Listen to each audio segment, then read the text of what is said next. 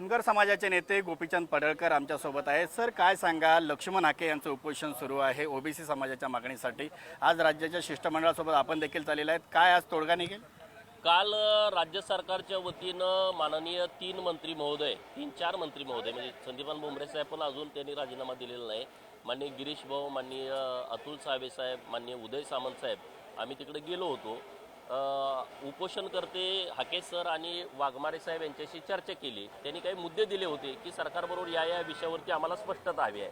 त्यातला पहिला मुद्दा होता की सगळे सोयरे, हिंदू लॉ असेल, ख्रिश्चन लॉ असेल, पारसी लॉ असेल, इथं कुठंच सगळे सोयरे हा शब्द नाही आहे। तर हा शब्द कुठून आला त्याच्याबद्दलची स्पष्टता हवी आहे, नंबर एक। नंबर दोन, काही दाखले जे काढलेले आहेत की सरकार काय म्हणतंय की ओबीसीच्या आरक्षणाला आम्ही धक्का लागू देणार नाही, आणि दुसऱ्या बाजूला उपोषणकर्ते काय म्हणतात की 80% मराठा समाज हा कुणबी झालाय, ओबीसी झालाय, 20% आम्ही सगळे सोयरेच्या माध्यमातून यामध्ये आम्ही ओबीसीचं आरक्षण घेणार आहे।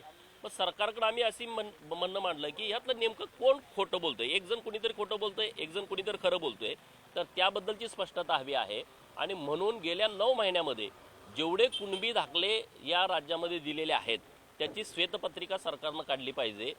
जे काही बोगस बनावट जे ओरिजिनल आहे त्याच्याबद्दल कुठल्याच ओबीसी नेत्यांचं काही आक्षेप नाही आहे, परंतु ज्यांनी खाडाखोड करून तिथं नव्यानं लिहून काही दाखले काढलेले आहेत तर याची सत्यता पडताळली पाहिजे। तर सरकारनं काल स्पष्ट सूचना दिल्या की आता आम्ही याची सत्यता पडताळू। ज्यांनी चुकीच्या पद्धतीनं दाखला काढलाय, दाखला घेणं आणि दाखला देणं दोघंही गुन्हेगार आहेत, त्यांच्यावरती कारवाई केली जाईल। हे दोन विषय खूप महत्त्वाचे होते। तिसरा विषय असा होता, काही लोक EWS, ओबीसी म्हणजे कुणबी आणि तिसरं SEBC तीन सर्टिफिकेट काढतायत आणि ज्या पद्धतीनं जाहिरात येईल त्या पद्धतीनं त्या सर्टिफिकेटचा वापर करतायत।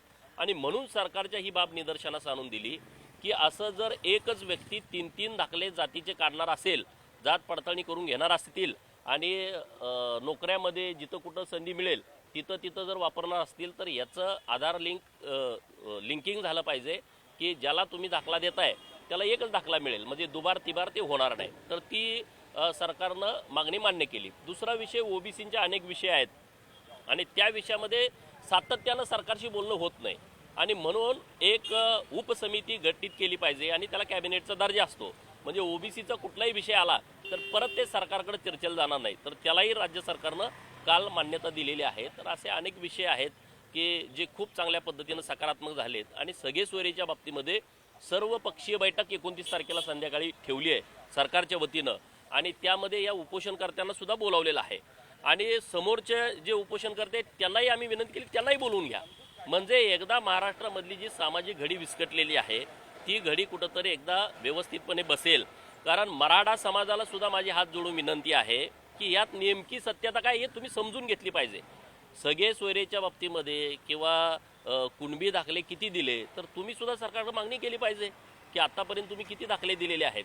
दुसरं, काल बैठकीमध्ये एक विषय कळाला की सगळे सोयरेच्या बाबतीमध्ये कुणीतरी हायकोर्टामध्ये गेलेलं आहे, 27 तारखेला त्याच्यावरती सुनावणी आहे आणि म्हणून जे काही टिकावं आहे ते मराठा समाजाला मिळालं पाहिजे। 10% जे आरक्षण दिलेलं आहे राज्य सरकारनं ते आरक्षण कसं टिकेल, अपवादात्मक परिस्थितीमध्ये मराठा समाजाला आरक्षण दिलंय हे सिद्ध करण्यासाठी खरी ताकद लावणं गरजेचं आहे। ती सर्व पक्षांनी आणि सरकारने लावावी अशी आम्ही विनंती कालच्या मीटिंगमध्ये केलेली आहे। ओबीसीच्या आरक्षणाला धक्का लागू नये, कारण 346 जाती यामध्ये आहेत, खूप सर्वसामान्य लोक यामध्ये आहेत आणि त्यांना म्हणावा तसा सामाजिक आणि राजकीय, शैक्षणिक आणि नोकऱ्यामध्ये म्हणावा असं स्थान त्यांना मिळालेलं नाही, अशी भूमिका कालच्या मीटिंगमध्ये मांडली आहे। जरांगे मराठा आरक्षणासाठी ठाम आहेत, ओबीसीसाठी हाके देखील ठाम आहेत। या आंदोलनामुळे कुठेतरी 2 समाजामध्ये जाती ते निर्माण होते असं वाटतं? निर्माण झालेली आहे जाती ते नव्यानं निर्माण, कोण प्रत्येक माणूस एकमेकांकडे शंकेनं बघतोय आणि ही महाराष्ट्रामध्ये अशी कधीच परिस्थिती नव्हती। 4 मराठा समाजाची लोक बोलायला लागली, 5वा कोणी ओबीसी आला तर ते विषय बदलत आहेत, ते गप होत आहेत। 4 ओबीसीची लोक बोलत असतील, तिथं कोणी मराठा समाजाचा माणूस आला तर ते तिथं बोलणं थांबवत आहेत। हे अविश्वासाचं वातावरण तयार झालंय। नेत्याजवळ कार्यकर्ता बोलत नाही, कार्यकर्त्याजवळ नेता बोलत नाही, अशी परिस्थिती महाराष्ट्राची अत्यंत दयनीय सामाजिक दृष्टिकोनातून झालेली आहे आणि हे खरं तर महाराष्ट्राच्या हिताचं नाही आहे। आणि म्हणून सगळ्या सिनियर लोकांनी या विषयामध्ये लक्ष घालून काहीतरी चांगला योग्य मार्ग काढला पाहिजे आणि खरी काय परिस्थिती आहे ती मराठा समाजालाही सांगितली पाहिजे, ओबीसी समाजालाही सांगितली पाहिजे की जेणेकरून परत वाद गावगाड्यामध्ये लागणार नाही।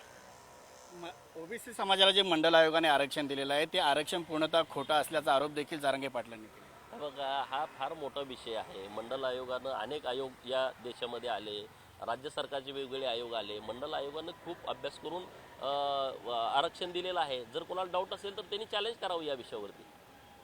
लक्ष्मण हाकेंचं जे उपोषण सुरू आहे हे सरकार पुरस्कृत असल्याचा आरोप जो आहे आता विरोधकांकडून केला जातोय. सरकारमधील अनेक जे ओबीसी नेते तेच हाकेंची भेट घेण्यासाठी जात असतात, काय सांगायचं? नाही, मग विरोधकांना कुणी थांबवलंय भेटायला जाऊ नका?